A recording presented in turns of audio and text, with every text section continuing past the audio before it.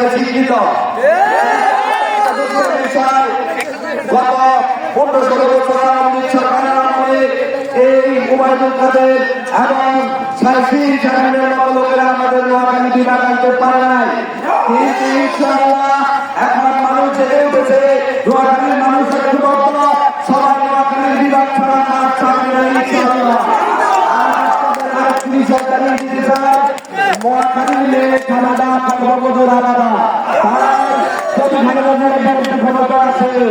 অবশ্যই এই নোয়াখালী বিভাগ হতেই হবে ইনশাআল্লাহ।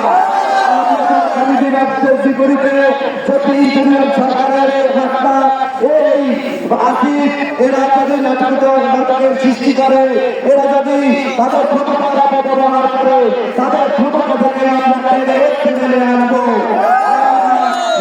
বিভাগ ছাড়া আপনার থেকে উত্তরে ইনশাআল্লাহ। এমন থেকে আমরা বাংলাদেশের